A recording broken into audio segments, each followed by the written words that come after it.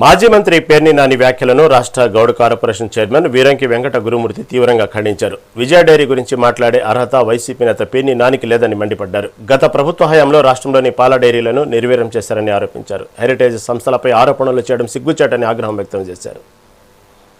Dairy మీద అదేవిధంగా రాష్ట్రంలో ఉన్నటువంటి డైరీలన్నిటి మీద మరి ముఖ్యంగా కృష్ణా జిల్లాలో ఈ విజయ్ డైరీ ఏదైతే ఉందో దాని మీద పేర్ని నాని ఈరోజు కారు కూతలకు వస్తామన్నాడు, నోటికి వచ్చినట్టు మాట్లాడుతా ఉన్నాడు.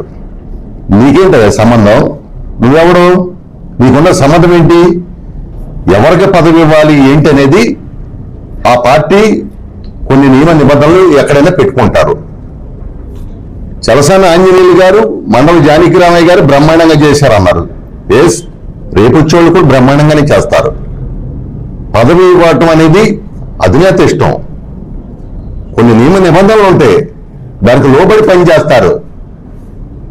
లేదు ఈ రాష్ట్రంలో సంఘం డైరీని, విజయ డైరీని, విశాఖ డైరీని మేమే ఏం కాపాడావు నువ్వు?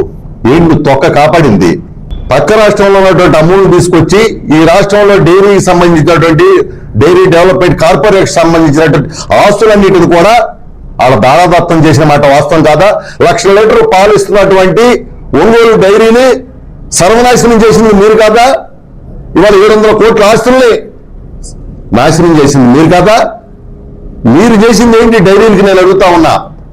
ఆర్బీకేల్లో ఈ డైరీకి సంబంధించినటువంటి యూనిట్లు పెట్టి లక్షలాది ప్రజాధనాన్ని దుర్వినియోగం చేసిన మాట వాస్తవం కాదా? ఆఖరికి కృష్ణా జిల్లాలో ఏదైతే విజయ డైరీ పెట్టినటువంటి కాకాని వెంకటరత్నం గారి ఊరిలోనే ఆ విజయ యొక్క పాల సేకరణ దాంట్లో అమూల్ని పెట్టించింది నువ్వే కదా. నువ్వు ఇంకా మా మీద నేనేదో డైరీ నాసి లోకేష్ గారికి ధనదాహమా? జగన్మోహన్ రెడ్డి గారికి ధనదాహం. ఎందుకంటే 50 లక్షల మంది ఆడబిడ్డలు తాలిబొట్టులు తెంపి మరి కల్తీ లెక్కలు తెచ్చి 1,000 కోట్లు దండుకున్నారు.